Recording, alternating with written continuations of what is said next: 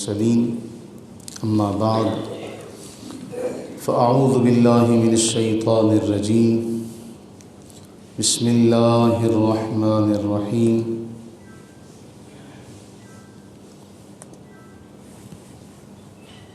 وَإِن تَعُدُّوا نِعْمَةَ اللَّهِ لَا تُحْصُوهَا وقال اللہ تبارک وتعالی فی مقام آخر لقد من اللہ علی المؤمنین اذ بعث فیہم رسولا صدق اللہ العلی العظیم وصدق رسولہ النبی الکریم الامین المکین ونحن علی ذلک لمن الشاہدین والشاکرین ان اللہ وملائکتہ یصلون علی النبی یا ایہا الذین آمنوا صلوا علیہ وسلموا تسلیما اللہم صل علی سیدنا و مولانا محمد معدن الجود والکرم وعلی آلہ واصحابہ وبارک وسلم صلاۃ و سلاما علیک یا سیدی یا رسول اللہ وعلی آلک واصحابک یا رحمۃ للعالمین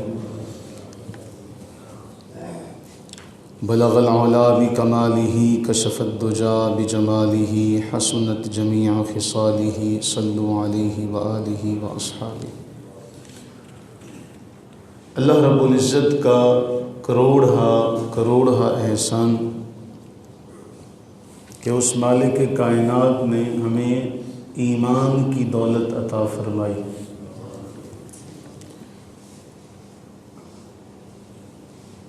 اللہ رب العزت نے قرآن کریم میں فرمایا، چوتھا پارہ ہے، فرمایا وَاذْكُرُوا نِعْمَةَ اللَّهِ عَلَيْكُمْ اِذْ كُنْتُمْ أَعْدَاءً فَأَلَّفَ بَيْنَ قُلُوبِكُمْ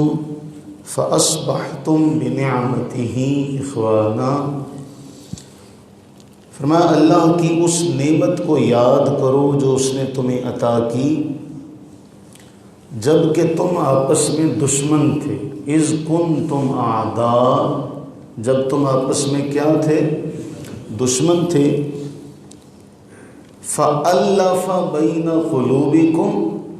فَأَصْبَحْتُمْ بِنِعْمَتِهِ إِخْوَانًا، اس نے تمہارے دلوں میں الفت پیدا کی اور اس نعمت کی وجہ سے تم آپس میں بھائی بھائی ہو گئے۔ کس وجہ سے؟ نعمت کی وجہ سے۔ اور قرآن اس سے پہلے کی حالت بیان کرتے ہوئے بیان فرما رہا ہے کہ وَكُنْتُمْ عَلَى شَفَا حُفْرَةٍ، تمہاری حالت یہ تھی کہ تم جہنم کی آگ کے کنارے پہنچ چکے تھے، جہنم کے گڑھے کے بالکل کنارے پر پہنچ چکے تھے، اس میں گرنا چاہتے تھے۔ فَأَنْقَذَكُم مِّنْهَا، اللہ تعالیٰ نے تمہیں اس سے بچا لیا۔ کس کے ذریعے سے؟ اس نعمت کے ذریعے سے۔ اسی طرح اللہ تمہارے لیے اپنی آیات بیان کرتا ہے تاکہ تم ہدایت پر ثابت قدم رہو۔ اب آپ یہ اندازہ لگائیے کہ اللہ تعالیٰ خود اس بات کو بڑا واضح طور پر بیان فرما رہا ہے کہ میرے محبوب کی تشریف آوری سے پہلے تم آپس میں دشمن تھے، اس نعمت کی وجہ سے تم آپس میں بھائی بھائی ہو گئے۔ اب جو آیہ مقدسہ ہم نے ابتدا میں پڑھی، آپ یہ اندازہ کیجئے کہ آپ اللہ تعالیٰ کے کلمات، اس کی تعریفات، اس کی حمد اگر آپ بیان کرنا شروع کریں تو قرآن کریم بڑا واضح طور پر یہ بیان فرما رہا ہے قُلْ لَوْ كَانَ الْبَحْرُ مِدَادًا، اگر سمندر سیاہی بن جائیں اور لِكَلِمَاتِ رَبِّي، اپنے رب کے میں اپنے رب کے کلمات لکھنا چاہوں تو وہ سمندر قبل ان تنفد کلمات ربی ولو جئنا بمثلہ مددا، میرے رب کے کلمات ختم ہونے سے پہلے وہ سمندر ختم ہو جائے گا، اس جیسا اور بھی لے آؤ، اس جیسا اور بھی لے آؤ، ولو جئنا بمثلہ مددا، تب بھی سمندر کی روشنائی، سمندر کی سیاہی ختم ہو جائے گی، لیکن رب کے کلمات ختم نہیں ہوں گے۔ پھر اسی کو قرآن کریم نے دوسرے مقام پر بیان کیا، وَلَوْ أَنَّ مَا فِي الْأَرْضِ مِنْ شَجَرَةٍ، اگر ساری روئے زمین کے درخت قلم بن جائیں،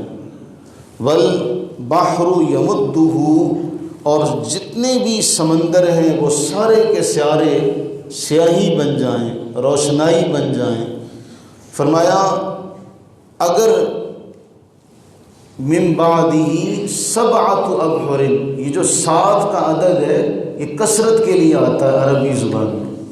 یعنی اگر اس کا لفظی معنی بیان کیا جائے تو لفظی معنی یہ ہوگا کہ سمندر سارے کے سارے سیاہی بن جائیں، اس کے بعد اور 7 لے آؤ، لفظی معنی یہ ہوگا، لیکن مرادی معنی یہ ہوگا کہ جتنے مرضی سمندر ہوں وہ سارے کے سارے سیاہی بن جائیں، اس کے بعد پھر اتنے ہی اور لے آؤ، سارے درخت قلم بن جائیں، سارے سمندر سیاہی بن جائیں، پھر بھی فرمایا اللہ کے کلمات ختم نہیں ہو سکتے، اللہ کے کلمات ختم۔ اب یہ ساری باتیں تو ہمیں سمجھانے کے لیے تھی، لیکن ان ساری باتوں کو ایک جملے میں اللہ نے مکمل کر دیا، وَإِن تَعُدُّوا نِعْمَةَ اللَّهِ لَا تُحْصُوهَا، کہ تم اللہ کی نعمتوں کو شمار کرنا چاہو تو شمار نہیں کر سکتے۔ اب دنیا کو قلیل کہا گیا، قُلْ مَتَاعُ الدُّنْيَا قَلِيلٌ، لیکن اس قلیل کو بھی آپ شمار کرنے لگیں تو آپ شمار نہیں کر سکتے۔ آپ کتنی اللہ کی نعمتیں، آنکھ ہے، ناک، کان، ہمارے پاس جو نعمتیں ہیں، مفتی احمد خان نعیمی صاحب علیہ الرحمہ نے لکھا کہ اس ایک نعمت کا جو اللہ نے آپ کو دی ہوئی ہے، کسی ایک بھی نعمت کا ساری کائنات بھی بدل نہیں ہو سکتی، ساری کائنات بھی بدل نہیں ہو سکتی۔ ایک آنکھ ہے، ساری کائنات ایک طرف ہو، اس آنکھ کا بدلہ بھی نہیں ہو سکتی، لیکن اللہ تعالیٰ نے اس میں سے کسی نعمت کو بھی بندے کو جتلایا نہیں، ان نعمتوں کا کوئی بدل نہیں، لیکن کہیں بھی اللہ تعالیٰ نے ان نعمتوں کو عطا کرنے کے بعد یہ بیان نہیں کیا کہ ہم نے تمہیں یہ بڑی نعمت دی ہے۔ اگر اللہ تعالیٰ نے کسی نعمت کا تذکرہ اس انداز میں کیا، اور ایک عارف نے اپنی کتاب میں لکھا، وہ پیراگراف بڑا کمال کا ہے، میں چاہتا ہوں کہ وہی لفظ آپ کے سامنے رکھوں۔ وہ فرماتے ہیں خدائے لا یزال کی، یعنی جس کو کبھی زوال نہیں، ان گنت بخششوں، احسانوں، رحمتوں، رافتوں، کرموں، نوالوں اور عطاؤں میں سب سے بڑا احسان، سب سے بڑی بخشش، سب سے بڑی رحمت و رافت، سب سے بڑا کرم، سب سے بڑی نوال و عطا حضرت محمد الرسول اللہ صلی اللہ علیہ وسلم ہے۔ ساری عطائیں ایک طرف، ساری نوازشیں، ساری عطائیں نوازشیں ایک طرف، اور اس کائنات میں آمنہ کا لال ایک طرف۔ فرمایا لقد من اللہ علی المؤمنین، ہم نے احسان کیا مومنوں پر، ہم نے احسان کیا۔ اللہ نے کسی احسان کو نہیں اس طریقے سے بیان کیا، ہم نے احسان کیا کہ ہم نے تم میں اپنا رسول بھیجا ہے۔ اب جس نعمت کو اللہ تعالیٰ نے عطا کرنے کے بعد ہمیں باور کرایا کہ یہ نعمت کوئی عام نہیں ہے، یہ کوئی معمولی نہیں ہے، یہ اللہ کی وہ نعمت ہے کہ اس کے آنے سے پہلے تم آپس میں دور تھے، ناچاکیاں تھیں، اختلافات و عداوت تھی، لیکن اس نعمت کے آنے کے بعد کیا ہوا؟ تم آپس میں بھائی بھائی ہو گئے۔ اس نعمت کے بعد تم آپس میں بھائی بھائی ہو گئے، اور ہمیں بیان کرنے کے بعد یہ بتایا کہ میں نے تم پر احسان کیا، میں نے تم پر احسان کیا۔ تو اللہ کے احسان کو صحیح طور پر اجاگر کرنے کا، اس کا شکر تو ادا نہیں ہو سکتا۔ ہمارے جسم کا ایک ایک بال بھی زبان بن جائے تو اس کا شکر ادا نہیں ہو سکتا، لیکن کم از کم اتنا ضرور ہم کر سکتے ہیں کہ جو اللہ نے ہمیں نعمت عظمیٰ عطا کی، ہمیں اس کے بارے میں کچھ نہ کچھ علم ضرور ہونا چاہیے، کچھ نہ کچھ علم ضرور ہونا چاہیے کہ ہمیں پتہ تو ہو کہ اللہ تعالیٰ جس نعمت کو عطا کرنے کے بعد ہمیں احسان کی صورت میں یاد دلا رہا ہے، وہ نعمت کتنی پائے کی نعمت ہے، وہ نعمت کتنی پائے کی نعمت ہے۔ صرف اس ایک بات سے اگر ہم سمجھ لیں کہ ہم قرآن کریم میں جب دیکھیں، احادیث طیبہ میں دیکھیں، تو جس دن سے ڈرایا گیا قرآن کریم نے بھی بیان کیا، احادیث طیبہ میں بھی بیان ہوا کہ جس دن ماں باپ بھی، دوست احباب بھی، سارے کے سارے اپنے اپنے اعمال کی فکر کر رہے ہوں گے، یہاں تک کہ انبیاء کرام علیہ السلام کے بارے بھی رسول اللہ علیہ السلام نے بیان فرمایا کہ پھر وہ بھی ہر ایک کو جواب دے دیں گے کہ نہیں، آج اللہ کا جلال اس قدر ہے کہ آج ہمیں صرف اپنے معاملات کی فکر ہے، آج ہم تمہاری کوئی مدد نہیں کر سکتے۔ جب ساری مخلوقات کا دروازہ بند ہو جائے گا، ساری مخلوقات اس بات کا بوجھ اٹھانے سے انکار کر دے گی کہ آج ہم تمہارے کسی کام نہیں آ سکتے، آج ہمیں اپنے معاملات کی فکر ہے، ایسے میں کائنات کا ایک واحد، اس کائنات کی ایک واحد ہستی ہے جو یہ فرمائے گی انا لہا، انا لہا، میں ہوں ہی اس لیے، میں ہوں ہی اس لیے۔ تو پھر وہ کتنی بڑی نعمت ہے، وہ کتنی بڑی نعمت ہے۔ تو ہمیں اس نعمت کے بارے میں کچھ نہ کچھ یاد کرتے رہنا چاہیے، کچھ نہ کچھ ہمیں جاننا چاہیے۔ اس لیے ہم آنے والے جو ایام ہیں ان میں کوشش کریں گے کہ رسول اللہ صلی اللہ علیہ وسلم کی تعلیمات کے حوالے سے، آپ کی ذات کے حوالے سے، احادیث طیبہ کے حوالے سے جو بھی ہم اپنے دامن میں سمیٹ سکیں، انشاءاللہ کوشش کریں گے کہ ہم اسے سمیٹ لیں۔ اور اس کی برکت کیا ہے، اس کی برکت کیا ہے؟ میں یہ شیخ اشرف علی تھانوی کی نشر الطیب ہے، اس میں یہ رسالہ انہوں نے لکھا تھا۔ اس رسالے کے آغاز میں انہوں نے لکھا کہ کوئی شخص جمع ہو، وہ لوگ جمع ہوں، میں وہی عبارت ان کی پڑھ دیتا ہوں۔ کوئی شخص اسی طرح ان حالات کو پڑھے، مثلا جمعے میں نمازی جمع ہو گئے، ان کو سنا دیا، اپنے گھر کی مستورات کو بٹھلایا، ان کو سنا دیا۔ اب اس کے بعد لکھتے ہیں، یہ بات ہے 1329 ہجری کی، 1300 صاحب کتاب نے لکھا کہ ہمارے زمانے میں ایک وبا پھوٹ پڑی ہے، اور وہ لکھتے ہیں کہ بالخصوص امسال، اس سال تمام بلاد و امصار، جتنے بھی شہر ہیں، بلاد بلد کی جمع، امصار مصر کی جمع، جتنے بھی دیہات، جتنے بھی شہر ہیں، ان سب میں وبا پھوٹی ہوئی ہے، ان سب میں وبا پھوٹی ہوئی ہے۔ یہ رسول اللہ علیہ السلام کا ذکر خیر لکھا، ذکر خیر لکھنے کے بعد بیان کیا اس کو جہاں جہاں پڑھا جائے گا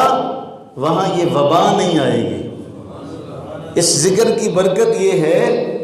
یعنی اس کتاب کو لکھنے کے بعد شیخ اپنے مریدوں کو بتا رہے ہیں کہ تم نے اس کتاب کو پڑھنا ہے۔ پھر یہ بھی لکھا، کہا کہ 7 ماہ ہو چکے ہیں، یہاں